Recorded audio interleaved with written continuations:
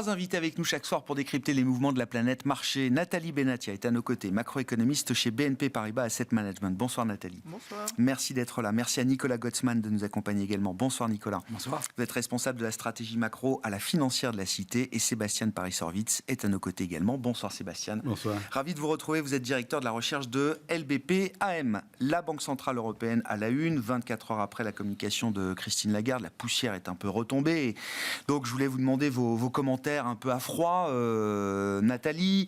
Alors la subtilité des banquiers centraux est une source d'émerveillement permanent et j'ai retenu cette petite phrase de Christine Lagarde, j'aimerais bien que vous me l'expliquiez. On a senti qu'elle est allée au bout de ce qu'elle pouvait dire pour signaler qu'il y aurait une baisse de taux à un moment cette année. Elle nous dit on n'a pas discuté de baisse de taux au cours de ce meeting. Par contre, nous avons entamé une discussion sur une recalibration du réglage restrictif de notre politique monétaire. Oui, c'est pas gentil de se moquer. Non. Déjà. Non, mais il y a une différence entre la recalibration et la baisse des taux. Il y a une différence subtile, c'est-à-dire que quand on dit qu'à une réunion on a discuté de baisse de taux, c'est souvent pour la prochaine fois. La prochaine fois, d'accord. On va franchir le pas. Donc là, effectivement. Donc elle n'a pas voulu dire que c'était pour la prochaine fois, mais sans doute pour la suivante. C'est ça qu'on peut comprendre. C'est ce qu'on dit d'autres personnes du board après. D'ailleurs, elle a beaucoup prononcé le mot juin pendant sa conférence de presse et on se demandait si elle n'allait pas craquer finalement, hein, mais ça n'a pas été le cas. Non, le message est assez clair, c'est que la Banque Centrale Européenne envisage fortement d'une première baisse des taux pour le mois de juin. Ouais. Qu'est-ce qui sous-tend effectivement la possibilité de prendre cette décision le 6 juin prochain, en l'occurrence, Nathalie ? Toujours la même idée, hein, que la BCE se focalise, comme toute banque centrale normalement constituée, sur l'inflation, qu'on a eu des chiffres en début d'année à peu près en ligne avec les attentes, pas non plus faramineux quand il s'agit de se dire « ah, formidable, l'inflation ralentit », puisque l'inflation dans les services dans la zone euro est toujours quand même élevée. Hein. On a eu 3 trimestres à 4%, on est passé à 3,9%, donc c'est pas un mouvement très significatif. Donc une inflation dans les services à laquelle il faut toujours faire attention. Comme alors ce qui en général retient l'attention sur les réunions des banques centrales, c'est une fois par trimestre, mars, juin, septembre, la publication des prévisions. Donc on a eu un nouveau jeu de prévisions en mars, on en aura un en juin. Et si tout permet de conclure que effectivement l'inflation est bien sur cette tendance baissière qui va l'amener doucement, d'une façon durable et soutenable vers 2%. Comme le dit aussi la Fed, ça permettra d'entamer la baisse des taux. Dans les nouvelles projections du staff de la BCE, là, on arrive à lire un scénario qui est conforme à l'idée que la BCE pourra baisser ses taux au mois de juin ? À peu près, oui. Alors après, il faut se méfier. Rien n'est jamais certain. Non. Il faut aussi se méfier parce qu'en fait, les projections sont, pour le mois de décembre, c'était ce qu'ils appellent l'eurosystème, c'est-à-dire les différentes banques centrales. Cette fois-ci, c'est le staff de la BCE. Ouais. La fois prochaine, ce sera à nouveau. Donc cette alternance, parfois, vise un peu à brouiller le message ou en tout cas à le rendre moins direct. Mais effectivement, l'idée dans ces prévisions, c'est d'être vers 2%, voire légèrement dessous, mais on parle de l'horizon de la fin ou de la fin 2025. 2025. Pour la première fois en moyenne sur 2025, ils affichent 2% d'inflation globale. Effectivement, alors que les projections précédentes, il fallait attendre décembre 2025 pour voir 2% ça reste arriver. Prudent, quoi. Ça reste, on n'a pas encore la certitude d'y arriver. Je comprends. Voilà. Elle nous dit aussi, Nicolas, donc on en saura un peu plus en avril et beaucoup plus en juin. Qu'est-ce qu'on saura un peu plus en avril et beaucoup plus en juin qu'on ne sait pas encore aujourd'hui? Alors, on a eu aujourd'hui les publications du PIB en zone euro avec l'intégralité des données. On aura une donnée supplémentaire d'inflation, mais c'est tout ce qu'on aura. Donc, on n'aura pas grand-chose pour avril. Et même pour le mois de juin, ce qui est amusant, c'est qu'en fait, elle nous dit qu'on va avoir les données complètes, sauf que le 6, c'est la publication, la conférence de presse, et le 7, la publication des données. Donc, on peut considérer qu'ils ont peut-être les données en avance, mais j'en suis pas sûr. Mais donc, on n'aura même pas les données à ce moment-là. Et donc, ce qu'ils voudraient avoir, c'est les données sur les salaires du premier trimestre 2024, mais tout en considérant que quand on regarde les projections qui ont été faites et publiées hier, il y a une décélération, notamment sur les salaires qui a été envisagée. Donc, on va dire que ça se calme un petit peu de ce côté-là. Mais je pense que là où c'était le plus significatif et peut-être le plus intéressant, c'est que la dernière hausse de taux de la BCE date du mois de septembre. Au mois de septembre dernier, Les projections pour le headline inflation étaient déjà à 1,9% à horizon 2 ans. Ouais. Mais ce qui était encore plus intéressant, sans doute, c'était de voir que l'inflation 2024 était estimée à ce moment-là à 3,2% et la croissance à 1%. Donc on peut s'imaginer que dans une configuration avec une inflation de 3,2 et une croissance de 1 pour 2024, la BCE considérait qu'il était légitime d'avoir des taux à 4%. Aujourd'hui, les projections pour cette même année 2024 sont d'une inflation de 2,3 et une croissance de 0,6%. Mais la BCE considère toujours qu'il est légitime d'avoir des taux à 4%, ce qui me semble parfaitement cohérent. Et donc, qui pouvait nécessiter déjà une action de baisse de taux. Donc, c'est pour ça que je pense qu'au-delà de dire qu'on est data dependent avec la BCE, c'est surtout une question de majorité, de personnes, et qu'on constate dans les discours qu'il y a des évolutions qui apparaissent. On a vu que François Villeroy-Gallo, notamment, avait opéré un certain mouvement depuis le mois de décembre dernier, que les arguments qui ont été développés par les plus faucons de la Banque centrale ont été contrés par François Villeroy-Gallo, notamment la question de la nécessité d'attendre le mois de juin pour avoir les données sur les salaires, et également la question du dernier kilomètre à accomplir, où il a dit qu'il n'était pas d'accord avec cette idée qui avait été développée un mois plus tôt par Isabelle Schnabel. Donc il y a donc déjà un point. Ensuite, il y a les Italiens qui sont de plus en plus agressifs sur cette question-là également. Et on peut noter aussi, je pense avec intérêt, le retour de Olli Rehn à la tête de la Banque de Finlande, donc le 1er février dernier, qui avait concouru pour la présidentielle finlandaise, qui est terminé 3e et qui revient et a publié ce matin un article en indiquant également que pour lui, étant donné la situation en zone euro aujourd'hui, on va dire des chiffres qui ne sont pas forcément très bons. Reluisant, oui. Avril pour lui est ouvert, ce qui donne une voix supplémentaire, on va dire, au camp des plus doves, et on arrive à une situation d'équilibre où Christine Lagarde peut faire la différence. Ensuite, malheureusement... J'ai en tête que Olli Rehn n'était pas identifié comme une pure colombe. En tout cas, il est pragmatique, mais... Je pense que Olli Rehn, il a une personnalité... c'est assez intéressant. On va dire que les années où il était commissaire européen à l'économie, 2010-2014, il était, on va dire, très hawk. Ensuite, quand il est arrivé à la BCE, je pense qu'il est arrivé avec plutôt un profil très hawk aussi, et il s'est centricisé. Il a considérablement évolué. Ouais. Je pense qu'il a fait pas mal de tours aux États-Unis. Je pense qu'il a adopté plutôt une approche qui ressemblait plus à celle de la Fed. Ensuite, je pense qu'il a été inconfortable pendant la période de l'inflation. Il est revenu un peu sur ses pas. Et par contre, là, maintenant, il apparaît qu'il a l'air d'être un peu plus dove qu'il ne l'était. Mais c'est intéressant de suivre que, éventuellement, une majorité peut changer. Et si la majorité change, ça peut aller beaucoup plus vite et plus fort que prévu. Et la dynamique est en cours. Villeroy-Gallo, ce matin, là aussi, avec la subtilité merveilleuse des banquiers centraux, nous rappelle que le printemps, parce qu'il dit baisse avant l'été, donc au printemps, et que le printemps court, alors techniquement, du 21 mars au 21 juin. Donc ça couvre les 2 prochains meetings. Exactement. C'est bien ce qu'il a voulu dire ce matin. Oui, c'est ce qu'il essaie. Ensuite, je pense qu'ils essaient de mettre la pression pour s'assurer que que ça arrive en juin, mais ça va être compliqué de l'avoir en avril. Bon, ça y est. Il y a quand même l'idée que ce soit le 11 avril ou le 6 juin, la BCE va baisser ses taux. Sébastien, il y a plus de doute là-dessus. Il y a toujours évidemment une probabilité non nulle que ça n'arrive pas, mais elle est quand même résiduelle désormais, cette probabilité. Grégoire, comme vous l'avez dit, les banquiers centraux, c'est des grands poètes. Donc, ils créent le bon sentiment, mais chacun peut aller de son interprétation sur le timing, de jusqu'à quand, comment, etc. Aujourd'hui, je pense que l'ensemble du marché, c'est dans les prix d'ailleurs, attendent qu'ils baissent les taux. Si ce n'est pas en avril, ça sera en juin. Nous, on pense que ça sera plutôt en juin. Peut-être que l'équilibre va un petit peu changer. Mais objectivement, on vient d'un moment très particulier dans l'économie européenne mondiale, donc pour les pays développés, où l'inflation était très élevée. On la voit décélérer. Il y a toujours le sujet de est-ce qu'il y a encore des pressions sous-jacentes. Quand la BCE a trouvé que c'était approprié de garder des taux plus élevés, de pas, en tous les cas, de pas les modifier, comme l'a fait d'ailleurs, il y a une variable qui reste un peu un mystère, c'est les salaires vont encore vite. Ils sont en train de décélérer. Ils étaient à presque 5 à 4,9 à l'époque. Aujourd'hui, ils ont un petit peu décéléré sur la dernière statistique pour le 4e trimestre. Et ça restera un sujet. Ça restera un sujet. Est-ce que le plein emploi, aujourd'hui, en tous les cas, si on se réfère à notre histoire courte de la communauté européenne, ou en tout cas de l'euro, on n'a jamais vu des taux de chômage aussi faibles. Donc, il reste ce sujet. C'est quoi les pressions salariales qui persistent? Alors, la BCE a voulu développer ses propres propres indicateurs pour suivre l'évolution des salaires.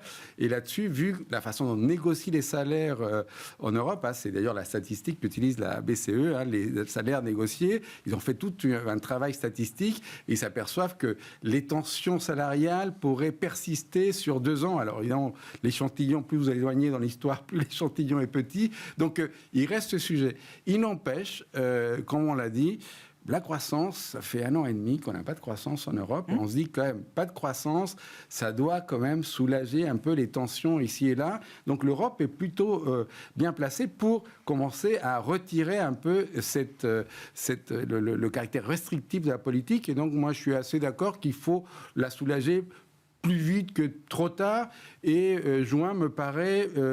pour Mme Lagarde, politiquement, peut-être la meilleure façon de faire, de façon à avoir l'ensemble un consensus. du bord, un conseil de gouverneurs qui va dire... Elle doit souhaiter que cette décision soit prise à l'unanimité quand même. J'imagine que pour une première baisse de taux, c'est quand même bien d'avoir l'ensemble du Conseil derrière soi. Et encore une fois, c'est vrai qu'il faut objectiver les choses. Et aujourd'hui, on a pas mal d'éléments pour dire c'est raisonnable d'ajuster les taux d'intérêt qui sont à 4%, vu notre croissance potentielle, etc., vu où est l'inflation, qui certes n'est pas à 2, mais qui décélère, d'ajuster un peu le caractère restrictif, si on regarde les taux réels, à la situation de désinflation qu'on constate déjà. Donc économiquement, pour les économistes, ça fait sens. Pour la Banque centrale qui veut s'assurer qu'on a cette tendance et prendre du temps. Il y a les salaires, évidemment, et c'est un déterminant central de l'inflation endogène. Il n'y a aucun doute là-dessus. Christine Lagarde le souligne à nouveau dans la conférence de presse. Elle met également dans la discussion, à nouveau, les marges, les profits des entreprises. Est-ce qu'on peut estimer qu'une partie de l'augmentation des salaires, des coûts salariaux, puisse être à un moment quand même absorbée par les marges des entreprises, plutôt que d'être passée éternellement aux consommateurs et aux clients final? Et puis, il y a aussi la question de la productivité. Alors, je sais que la productivité, croissance nulle, gain de productivité zéro aujourd'hui en zone euro, mais ce qu'on observe aux États-Unis, je ne dis pas d'observer une croissance de la productivité en Europe dans l'ampleur de ce qu'on observe aux États-Unis, mais est-ce qu'on peut imaginer quand même, là aussi, quelques gains de productivité à un moment qui détendraient ces coûts C'est possible que le modèle sous-jacent soit un modèle très vertueux dans lequel, effectivement, les gains de productivité permettent de protéger les marges. Alors, dans tous les cycles passés, le point c'est que là on a vécu un phénomène qu'on n'avait pas vu depuis très longtemps, un phénomène inflationniste, une partie liée à des chocs d'offres qui ont obligé les entreprises à monter leurs prix parce qu'il y avait une pression de demande forte. Et un choc de demande qui a rendu la demande encore plus forte. Et il se trouve dans tous les épisodes passés, les entreprises, celles qui peuvent, ici il y en avait plus, essayent de monter leurs prix plus vite que tous les autres coûts, de façon à...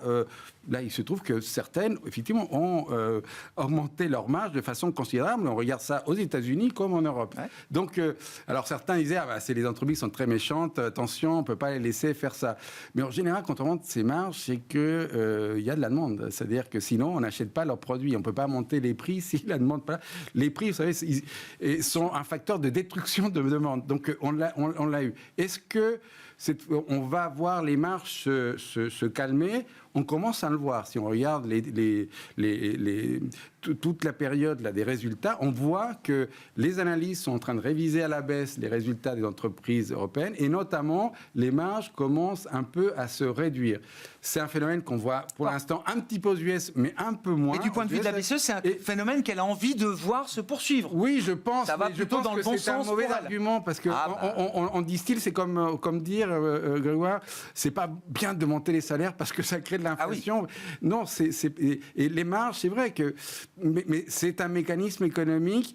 C'est vrai que si les marges se décélèrent, a priori, les entreprises, s'ils veulent le protéger, ça va se traduire par moins d'emplois, etc. Et c'est un cercle qui peut s'avérer vertueux, mais il ne faut pas trop demander à cela. Mais si ça baisse, ça doit être un facteur positif. Oui. Ouais, en tout cas, elle en reparle. Qu'est-ce que vous pensez de ces idées ou de ces hypothèses l'idée que les coûts unitaires pourraient être absorbés en partie par les marges et un peu de productivité peut-être devant nous? Alors la productivité, c'est déjà un enfer à mesurer, alors à prévoir, c'est encore plus compliqué. Sur les marges et le comportement des entreprises, ça dépend aussi du comportement des consommateurs. On est vraisemblablement dans la phase sur la consommation et surtout la perception de l'inflation où on se souvient encore des prix passés avant que l'inflation monte. Il y a la réminiscence d'avant, oui. Et donc, payer 40 € quelque chose qu'on payait 35, ça devient difficile. Et on se dit, bon, ça va, je vais peut-être arrêter de payer 40 €. Donc, pendant un petit moment, peut-être que la demande va baisser. Et puis, voilà, c'est un phénomène qui dure, je ne sais pas si c'est documenté, mais on peut imaginer que ça dure 2 ou 3 ans. Puis après, 40 €, c'est le prix normal. Ça devient la référence, quoi. Ça devient la référence. Donc ça remplace le 35 d'avant. Donc cette phase de transition, ça peut jouer sur les marges. Et on avait vu, alors c'est plus tellement le cas, mais dans certaines enquêtes, les entreprises commençaient à s'interroger si, oui ou non, elles allaient avoir la capacité de passer les coûts au consommateur final ou à leur partenaire dans le cas d'autres entreprises, quoi, pardon. Du B2B, oui, j'entends. Oui. Je cherchais une façon française de dire B2B, mais ça n'existe pas. Oui, donc, bon, mais c'est pas là-dessus pour qu'on peut construire une confiance sur le retour de l'inflation à 2%. Après, c'est vraisemblablement, oui, c'est le modèle qui doit être construit comme ça. Est-ce que ça vaut le coup d'insister tellement dans les commentaires sur ces aspects des conclusions du modèle? C'est peut-être pas certain non plus, mais le fait est, c'était déjà le cas à la conférence de presse de janvier, que c'est un sujet sur lequel Christine Lagarde qu'elle remet régulièrement sur la table, effectivement. Est-ce que la BCE est, est-ce que l'ombre de la Fed pèse autant qu'on le dit sur la Banque Centrale Européenne en matière de calendrier, de timing? Pour l'instant, le marché est sur un calendrier absolument coïncident entre une première baisse de taux Fed en juin et pareil pour la Banque Centrale Européenne. On en discutera peut-être. Si jamais ce calendrier-là était compliqué pour la Réserve fédérale américaine, Christine Lagarde rappelle que rien ne dit que la BCE est dépendante de décisions d'autres banques centrales. Oui, je pense qu'ils sont quand même, ils l'ont déjà montré par le passé. Ils ont quand même la capacité de pouvoir agir sans l'autorisation de la Fed. Je pense que c'était compliqué. C'est peut-être sans doute un argument qui était développé par les faucons pour justifier aussi le fait de ne pas bouger. Ça devient de plus en plus compliqué. Et en fait, je pense que ce qui me dépasse dans cette histoire, c'est de voir justement ce différentiel qui peut exister sous-jacent de l'économie entre États-Unis et zone euro, parce que là, ça devient assez effrayant. Si je regarde depuis la première hausse de taux, c'est-à-dire au Q3 2022 en zone euro, la croissance zone euro, elle a augmenté de 0,06%. C'est 3,74 aux États-Unis. Mais si je regarde même sur le plus long terme, j'avais pris l'Allemagne parce que c'était quand même un cas intéressant. Et si je regarde ce qu'on appelle le PIB core, c'est-à-dire je prends uniquement la consommation des ménages et l'investissement des entreprises. Donc vraiment, c'est le secteur privé domestique qui est en cause. L'Allemagne est revenue 0,2% en dessous de son niveau du Q4 2017. Ça nous fait une stagnation totale de 6 années et on entre aujourd'hui dans la 7e année. Si je compare les déboires de l'Allemagne commencent avant même la pandémie et la guerre en Ukraine. Pour vous donner une idée de où on se trouve en Allemagne. Si je regarde les États-Unis, c'est plus 15,3 sur la période. Sur ces 6 ans, 2017-2020. Voilà, c'est un décalage qui est absolument gigantesque. Et donc, à partir de là, ça devient compliqué. Ensuite, donc, c'est pour ça que quand on parle de salaires élevés en Europe et tout ça, ça devient un peu compliqué de le comprendre. Parce que si on prend la compensation par salarié en Europe et que vous l'ajustez de l'inflation, on est à moins 3,1 par rapport à la fin 2019. C'est-à-dire que la perte de pouvoir d'achat est quand même conséquente. Si je regarde en Allemagne, la perte de pouvoir d'achat, c'est depuis fin 2019 par tête. Enfin, la consommation par tête en Allemagne, c'est moins 4%. Par rapport aux États-Unis, c'est plus 9%.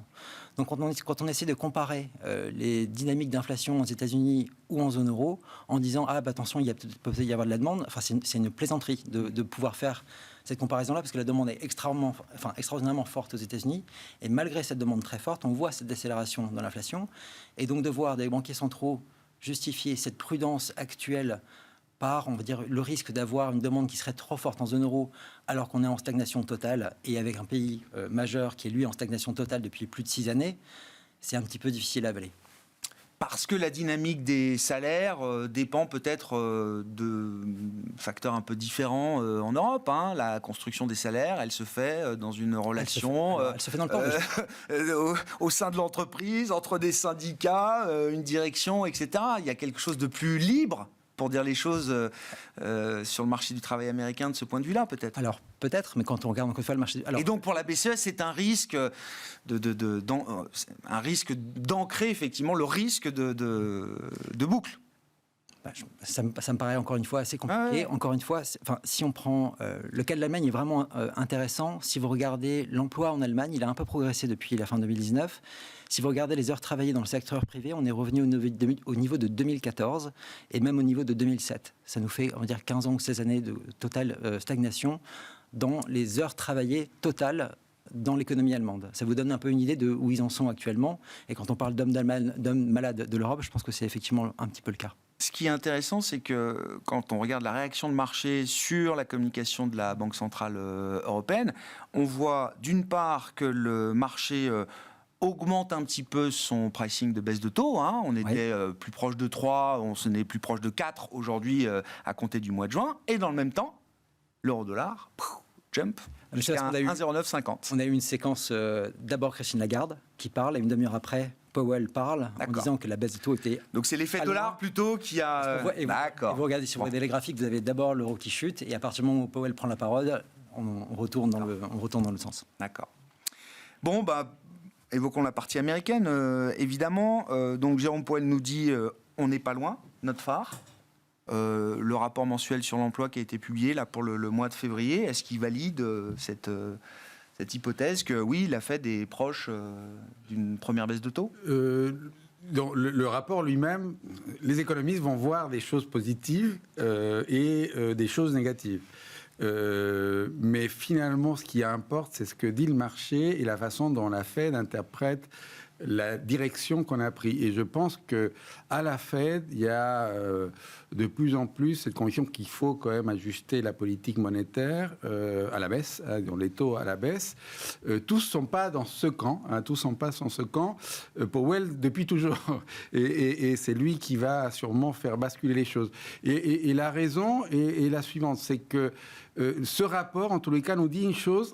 Ça ralentit un petit peu. C'est-à-dire que le marché de l'emploi est en train, enfin, de s'ajuster un petit peu, mais il reste élevé. Et pour parler de la croissance, et c'est le sujet pour la Fed, certes, les salaires sont élevés, ils continuent à croître, même si là, on a un chiffre un peu plus faible des progressions des salaires. C'est le plus mauvais chiffre, la plus mauvaise stat en termes de qualité pour suivre les salaires aux États-Unis. Il n'empêche qu'ils se tassent.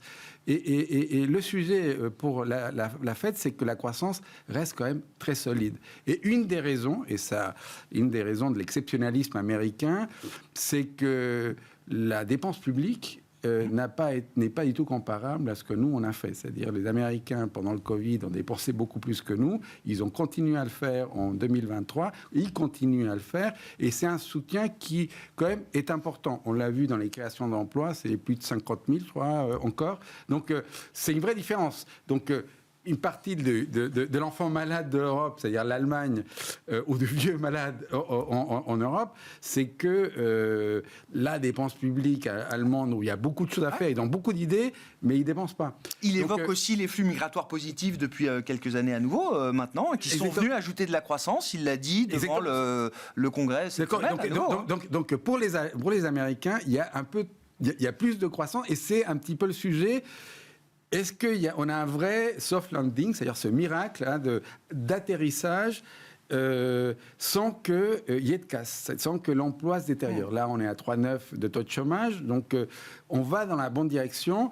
Et je crois que le plus probable, quand même, c'est que la Fed va baisser ses taux en juin. Là, du coup, c'est un moment qu'ils ont déterminé comme étant où on aura les bonnes statistiques pour décider, et ils croisent les doigts pour que les salaires continuent à décélérer et que le taux de chômage peut-être monte un petit peu là où le voyaient eux, vers 4 et quelques, à 4,1, je crois que c'était leur objectif. Pour cette année, on n'ira peut-être pas là, mais je crois que c'est ça qu'ils attendent. Et Powell, de façon, dans la deuxième déclaration qu'il a fait, prestation qu'il a fait au Sénat, la TS est claire, c'est juin où on va baisser les taux. mais les étoiles s'alignent un petit peu, mais on ne sait pas pourquoi on arrive là.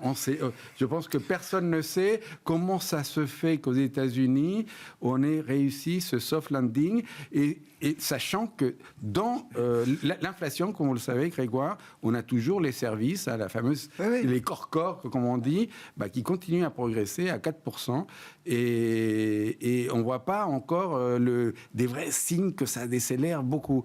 Hors logement. Mais ce miracle, Powell y croit, il a envie de montrer que c'est bien, et ils doivent baisser les taux parce que l'inflation baisse et les taux réels resteront de toute façon restrictifs. Est-ce que l'économie américaine et la Fed sont mûres pour effectivement une recalibration de la politique monétaire à horizon du mois de juin? Qu'est-ce que vous en dites chez BNP Paribas Asset Management, Nathalie? Sachant, comme le rappelle Sébastien, c'est encore un débat assez vif, hein.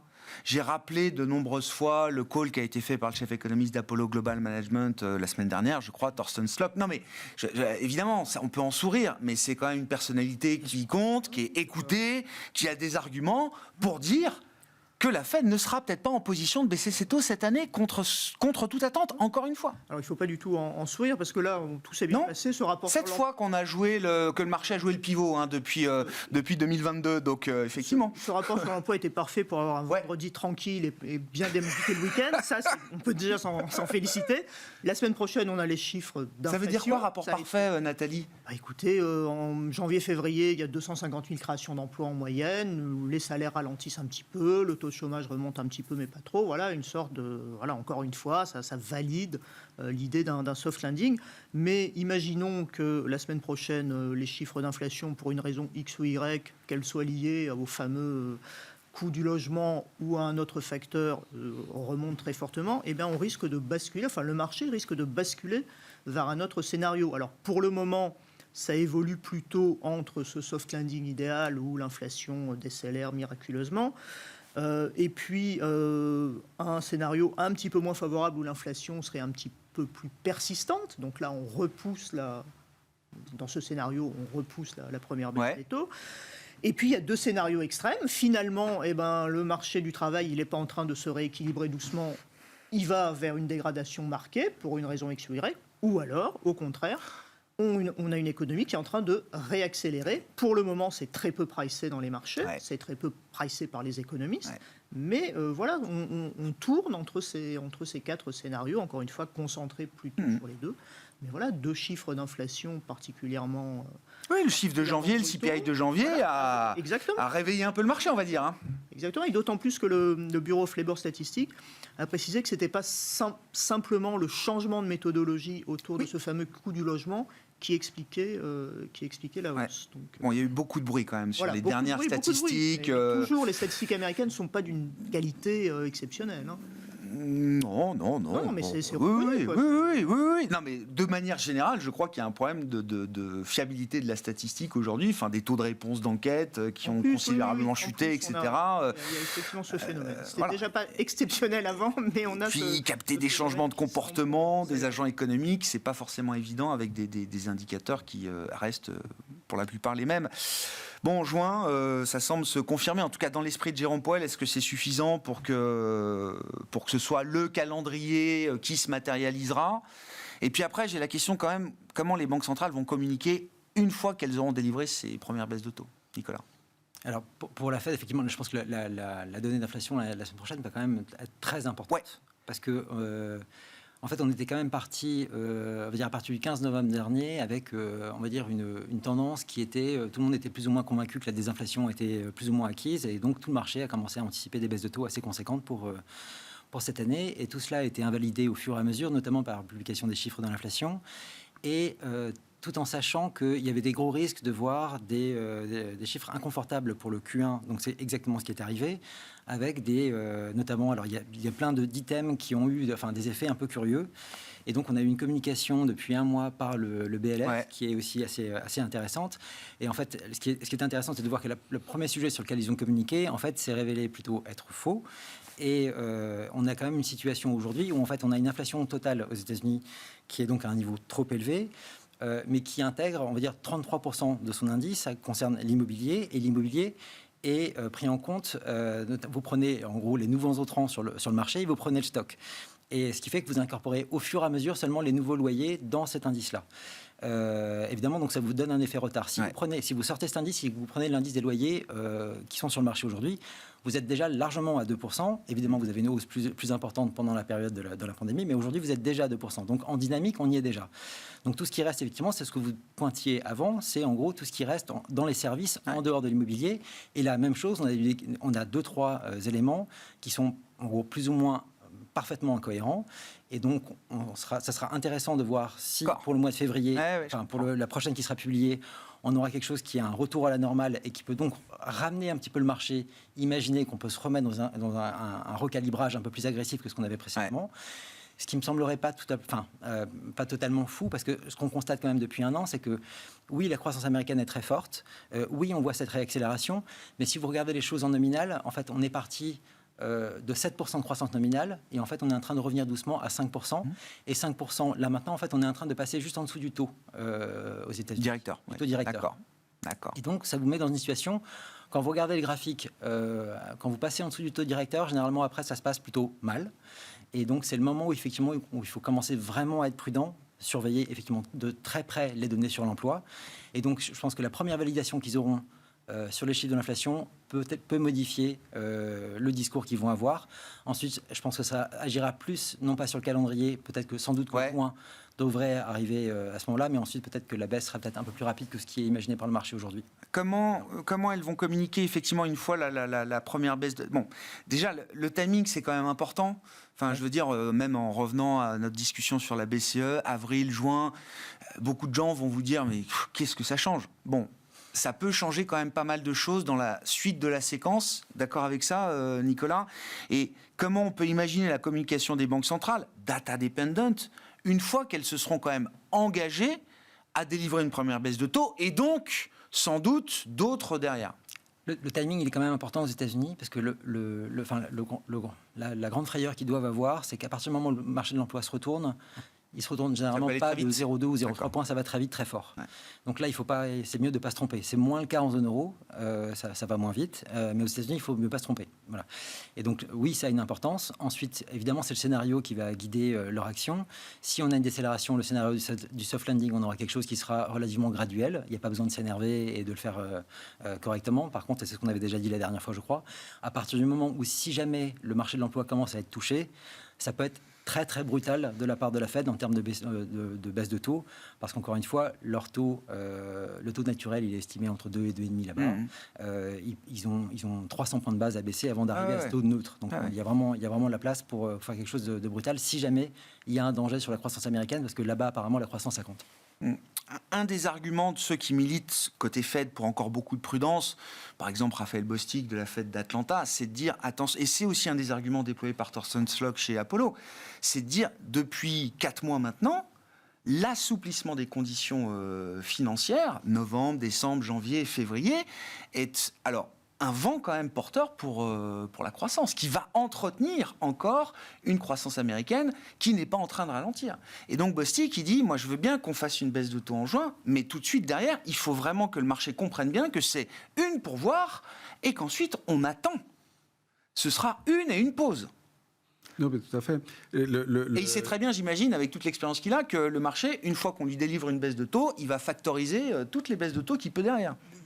Ça sera une difficulté. Mais la première en termes de communication, c'est pas évident. La première est importante. 2 points.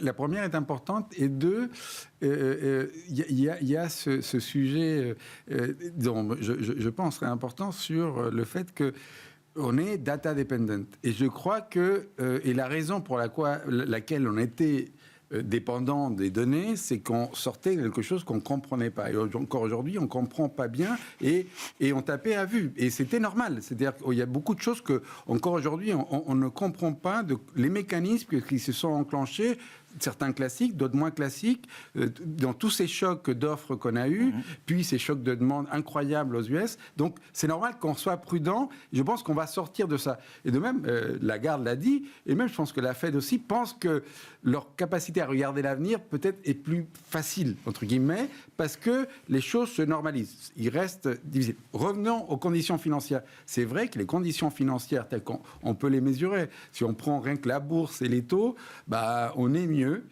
que sur toute l'année 2023. Et ce sont et donc de crédit et les effets de richesse aux US sont importants. Donc une partie de la population va être aidée, mais une partie peut-être pas. Et on le disait, c'est vrai que quand les entreprises veulent protéger leurs marges parce qu'elles trouvent que la demande n'est pas vraiment là, les salaires commencent à ne pas trop monter, que l'inflation reste un petit peu élevée, il faut faire attention. C'est vrai que ça peut basculer assez vite avec des entreprises qui se mettent à licencier et ça enclenche un autre phénomène, de risque de récession, puis de soft landing, et là, la Fed peut aller très vite. Mais ça, c'est peut-être le risque le plus important qui existe aujourd'hui. Donc, ce risque, plus le fait que peut-être c'est le soft landing, tout ça pousse à que la Fed ait à baisser les taux dès maintenant. Est-ce qu'on peut faire le fine-tuning, à être très fin de quand exactement ? Juin est vu comme on aura quelques chiffres importants, on aura les chiffres d'inflation, on aura des rapports emploi. Je pense qu'il y aura assez d'éléments, si on a raison qu'on est en train d'atterrir, pour que la Fed, à ce moment-là, baisse les taux. Est-ce que ça ira plus vite ? Si le prochain chiffre d'emploi est mauvais, passer de 275, même si c'est révisé à moins quelque chose, ça arrive, hein, mais c'est plutôt rare, mais ça arrive. Ouais. Mais ça peut arriver en juin. Donc il faut qu'ils agissent. Donc je crois que le script est quand même écrit pour que juin soit le bon moment si on continue à voir que ça se détend un peu. C'est vrai que cette inflation sur les services, j'espère que les données vont être meilleures, c'est un sujet parce qu'on voit bien que c'est des mécanismes qu'on dirait... C'est normal, vu la croissance, vu la façon dont les salaires ont été montés, les tensions qu'il y a encore, on a eu le rapport sur le nombre d'offres d'emploi par rapport aux chômeurs disponibles, il y a un sujet de tension. Et donc, le coût de travail tombe à 2,1 quand même. Ouais, et donc il y a quand même mais le coût du travail, ce calcul est dans le calcul de la productivité, le coût du travail qu'on ressort de ce calcul, et il est quand même... C'est pas simple. Non, je parlais du coût de rate, le taux de départ. Ah d'accord, non. Les gens qui sortent, qui changent de 2,1. Qui veulent tomber à 2,1. Oui, quand même un signe.